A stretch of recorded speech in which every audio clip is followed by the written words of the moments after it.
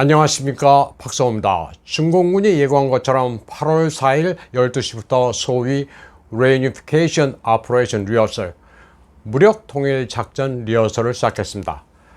타이완 주변 6개 해 공역을 군사훈련 장소로 지정한 뒤 우선 동펑 17 미사일과 A300 다연장 로켓을 발사했습니다. 중공군 동부 전구 대변인은 타이완 동부 해역의 미사일을, 그리고 예정된 타이완 해협사의 목표물에 다연장 로켓을 쏴서 목표물을 명중시켰다고 밝혔습니다. 특히 동펑 17 미사일은 타이완 동부 해역에 지정한 3군데 목표물에 정확히 탄착했다고 말했습니다.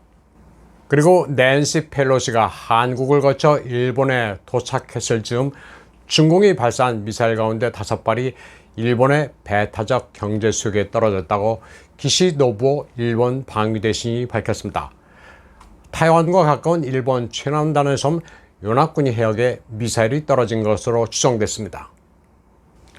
타이완은 방공망이 아주 촘촘합니다. 미제 패트리엇3와 타이완판 패트리엇이라 불리는 텐공 미사일 포대로 무장합니다. 그러나 이번에 중공의 미사일이 날아가는 동안 방공포대는 조용했습니다.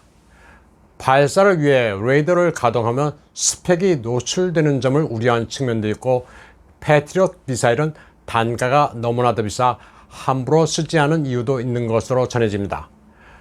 또 명중률도 그다지 높지 않은 것도 단점입니다. 중공 공군은 어제 하루에만 100대가 넘는 전투기를 출격시켜 타이완 주변을 비행했다고 밝혔습니다. 물량이 너무나도 압도적이어서 타이완 공군이 일일이 비상 출격해 대응하기가 벅찹니다. 어떻게 해볼래야 방법이 없습니다. 그리고 푸젠성 샤먼을 마주보고 있는 진먼다오를 무인기로 관통했습니다. 타이완군 진먼 방위사령부는 신호탄을 쏘면서 경계하는 한편 군사시설물을 엄폐하기 시작했습니다. 중공군은 7월 28일부터 마주섬부터 진먼다오에 무인기를 보내 정찰을 계속해왔습니다. 무인기를 보내 타이완 영공을 침범한 것은 이번이 처음입니다. 진먼다오는 거리가 가까워 포격으로 제압할 수 있는데 이에 앞서 무인기로 표적 정찰을 한다는 경고입니다. 낸시 펠로시의 전용기가 타이완을 떠나자 미 해군의 레이건 항공모함 타격 전단도 필리핀 해로 토격했습니다.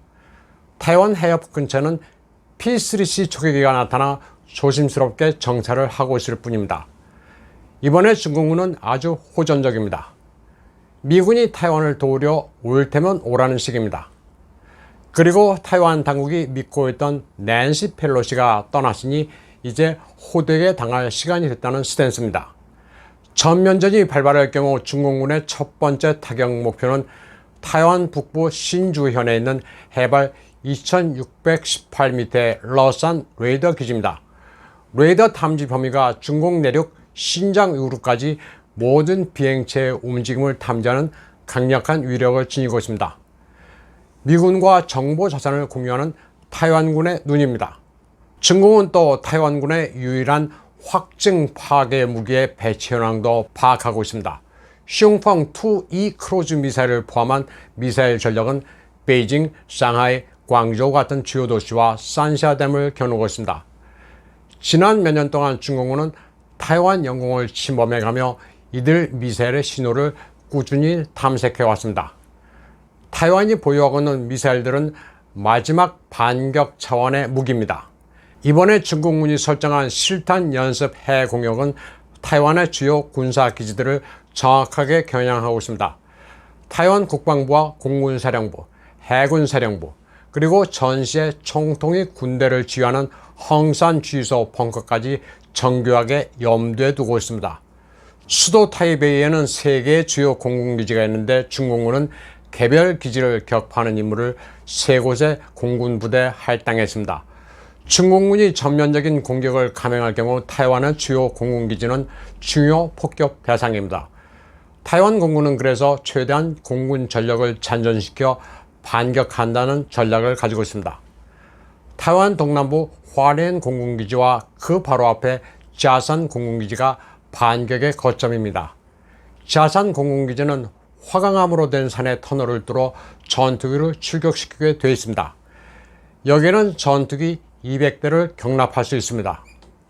그런데 타이완군의 전투 태세와는 별개로 중공군의 타이완 공략 전술은 아주 교묘합니다. 지금으로서는 대규모 상륙작전을 굳이 서두를 이유가 없어 보입니다. 전면 공격을 안 하고 포위만 유지한 채 피곤해 죽게 만들고 나서 공격을 개시해 섬을 일거에 함락한다는 전쟁 개념을 가지고 있는 것으로 보입니다. 지금처럼 항공기와 선박 항해 금지 구역을 설정하게 되면 사흘 동안 900편의 항공기가 필리핀과 일본을 잇는 항로로 우회해야 합니다. 벌써 8월 3일부터 이틀 동안 66편의 국제선 항공편이 취소됐고 18개 국제 노선이 영향을 받았습니다. 이대로 무력 충돌 위험이 계속되면 타이완 상공을 지나는 모든 국제 항공 노선이 엄청난 타격을 받습니다. 에너지를 수입하는 타이완은 해운에도 크게 의지합니다. 2019년의 경우 에너지 수입 의존도는 97.54%였습니다. 90년대 초부터 타이완의 석탄 채굴이 사라져 전량 수입에 의존합니다. 타이완의 석유 비축량은 매스미디어에서는 100일이라고 보도하고 있지만 실제로는 30일 정도에 불과한 것으로 중공 측은 보고 있습니다. 천연가스는 많게 봐야 13일 정도입니다. 특히 발전을 천연가스에 크게 의존하고 있는데 2025년이면 의존도가 50%에 달할 전망입니다. 그래서 지금 중공군은 굳이 전면전을 벌이지 않고 일주일 정도만 타이완 주변을 봉쇄하면 에너지난에 처할 수 있도록 할 수 있습니다. 한편 타이완 전 육군 부사령관으로 국가안전회의 비서처장을 지낸 류시앙비는 TVBS에서 놀랄만한 예측을 했습니다. 중공군이 타이완을 한 달 동안 봉쇄해 단전 사태가 발생하면 사망자가 폭증할 수도 있다고 말했습니다.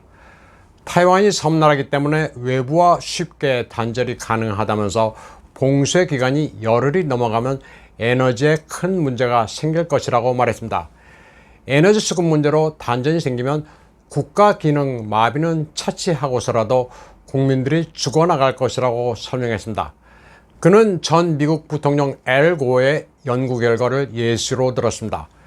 병원에서 단전이 발생하면 환자들이 사망할 수 있다면서 많게는 국민의 10%가 희생된다는 앨 고어의 연구를 거론했습니다. 하지만 타이완이 봉쇄에 대응할 카드는 마땅치 않아 절망적이라면서 미국도 타이완을 돕지 못할 것이라고 분석했습니다.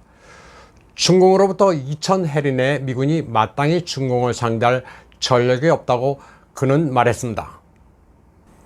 낸시 펠로시 미 하원 의장이 다녀간 뒤 타이완은 벌집 쑤신 듯 시끄럽습니다.